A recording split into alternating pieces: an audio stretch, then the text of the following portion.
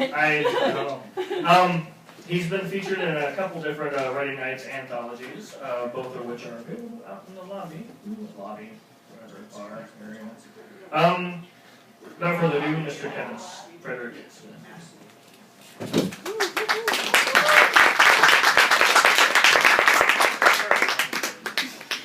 Okay, I have sort of a variety of poems here. The first one is a sonnet, which I was inspired to write after I read a sonnet by Claude McKay. It's called Woman. Nothing enchants a man like woman's curves, both delicate and strong at the same time. Makes his skin tingle at every nerve, almost like he has committed a crime. I try to look beyond such petty things. Usually I do, but just the same. I sometimes notice how her hips will swing, and fantasize as though she were fair game. But woman's not a game nor fair to me. I respect her more than most men will do. Yet woman will at most a good friend be, and then woman will fall in love with you. I cannot have her, yet I love her still. In my heart, woman sure has place to chill. Oh.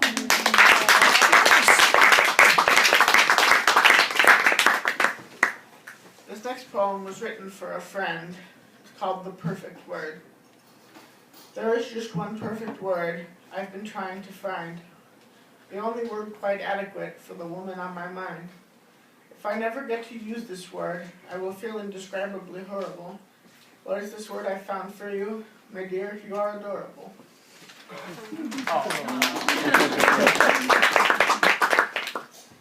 This next poem is called Something, and it was inspired by some friends who were being all mysterious about who knows what on Facebook. Something is amiss, something is awry, something which has thus far evaded my eye. This thing is quite mysterious, this thing is quite obscure, this thing is still evading me with its awkward allure. Something is being concealed from me, something is just not clear. Something which cannot escape an impenetrable sphere. This thing remains cryptic, this thing remains elusive. Knowledge of this thing remains painfully exclusive. Something has been hidden well, something is locked away. Something has been secured by them until another day.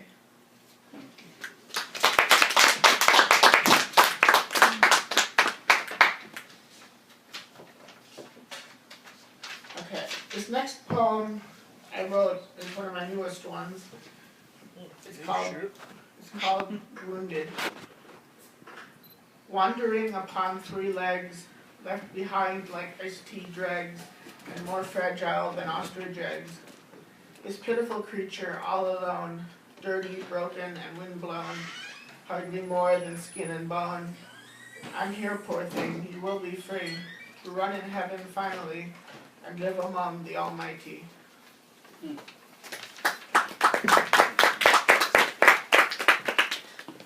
Next, I have a haiku, which Vertigo recently, or is going to be publishing in his cat anthology. Therefore, this is a feline haiku. Cushy little pads, 10 in front and 12 in back, daggers hide beneath.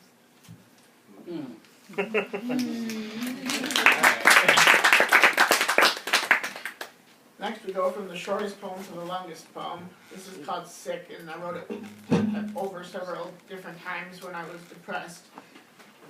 Sick of failing, sick of trying, feel like curling up and dying. No one loves me, I'm too fat, too sick and tired to deal with that. Sick in body, sick in the head, would I be missed if I were dead? No faith in God, weak faith in man, confused at what I even am. Sick at morning, sick at night, of purpose now I'm losing sight. I loathe myself, reality, and everything that cannot be. Sick of unfairness, sick of frustration, regretful of my own creation. Too much stress, too much emotion, relief seems such a distant notion. Sick of hurting, sick of pain, all my potentials bound in chains. Of disappointment, of defeat, my dreams and wishes incomplete. Sick of this bullshit, sick of this life, wounds carved out by a bloody knife. Do I deserve this? I think not. the scab's never allowed to clot. Sick of bleeding, sick of tears, sick of living out my fears. Still can't give up, my pride won't let me, despite all who would fast forget me. Sick of the lies, sicker of the truth, longing to regain the innocence of youth. I don't like boys, girls don't like me, this can't be all I'm supposed to be. Sick of loss, sick of rejection, I've lost all sense of life's direction. Weak social life and sick of school, the polar opposite of cool. Sick of turn-offs, sick of turn-downs, wish I would be tied up and drowned. Damn.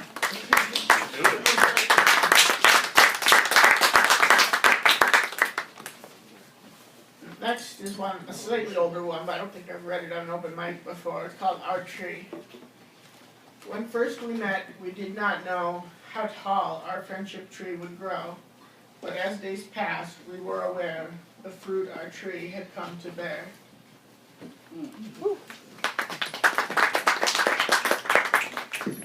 Next, I have a tanka that I wrote for my best friend Laura. It's called Daffodil Girl, and it's inspired by her high school senior portrait.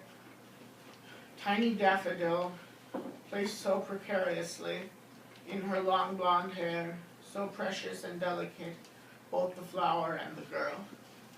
Thanks.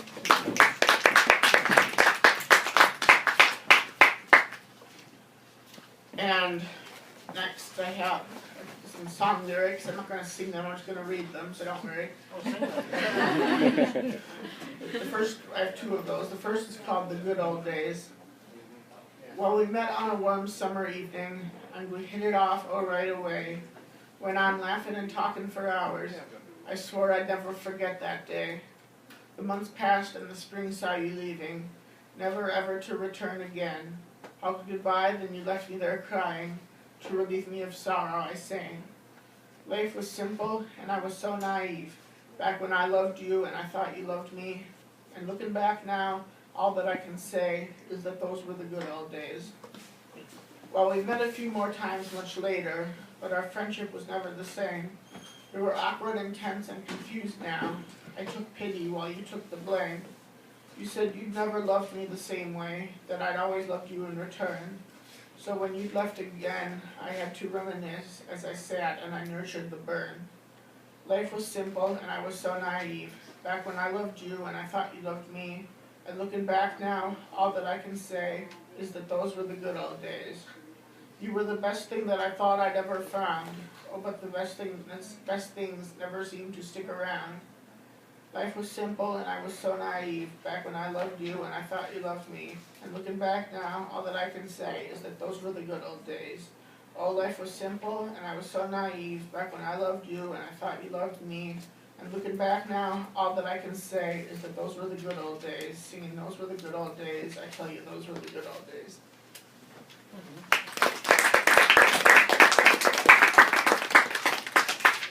And the second of my two song lyrics that I brought is a parody of my favorite things from The Sound of Music. Mine is called My Least Favorite Things.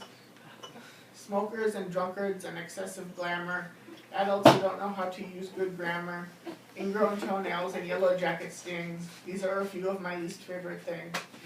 Inside jokes that I've not been made a part of, those who are faking or breaking apart love, singers who really don't know how to sing, these are a few of my least favorite things.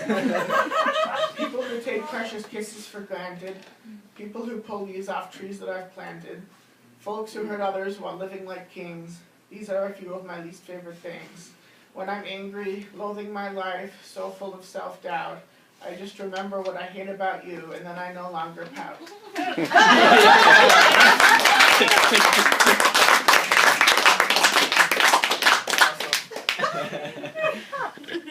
This poem, I believe I've read before, but it was about a man who passed away several years ago named Walkin Jim Stoltz. He was a hiker slash songwriter slash naturalist and so on. And I wrote a poem using titles from his song. Writer of the ancient forest and singer of winds forever wild, he traveled so far in his little piece of time. All along his journey around the circle of life, he made so many friends along the way. Perhaps now he's back on the trail again. I know his spirit is still on the run. He saw a vision of whole earth harmony and taught us to follow our hearts and live life as one with the power in the earth. And oh, what a life his was. The river calls out in sorrow. The distant far horizon was all too close.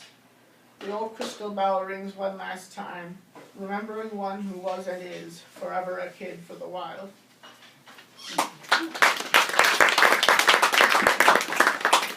This next poem was inspired by one of Walkin Jim's songs, the song called The Old Crystal Bell, which was about an old schoolhouse.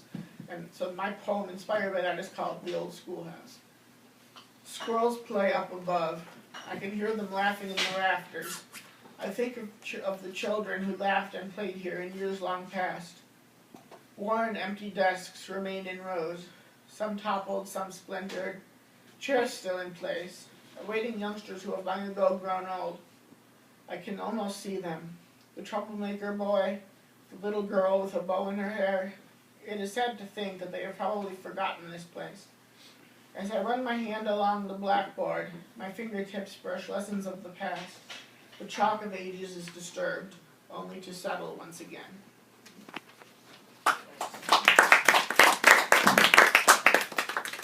Next, I have another poem about a school, but this is about my elementary school, which was torn down several years ago. So I wrote Dear Old School, and subtitled An Obituary for Loudon Elementary School.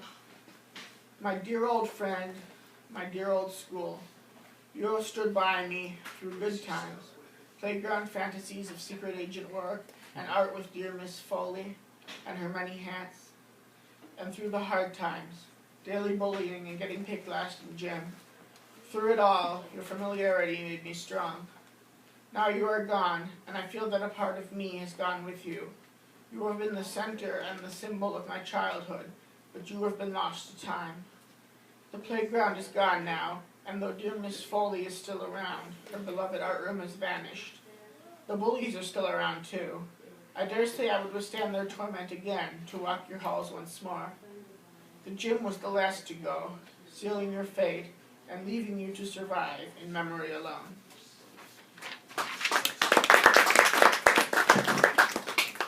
Next is another poem for another girl.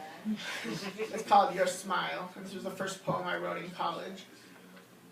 Your shining smile lights up the day and sweeps the shadows far away. Along this journey known as life, through darkness cuts an angel's knife. Your brilliant smile is full of light, always glowing, ever bright. A lighthouse on the lifelong sea, illuminating things to be. Had I to choose one smile to view, I'd pick the radiant one on you.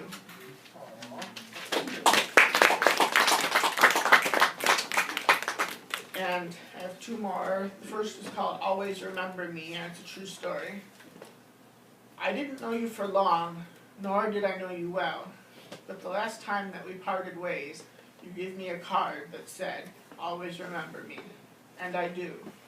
Not by name, but by the sweet sorrow of that simple message. Always remember me. We shall probably never meet again. This is one of my deepest regrets. But you remain in my mind and in my heart. And although it is perhaps against all odds, I pray that you too will always remember me.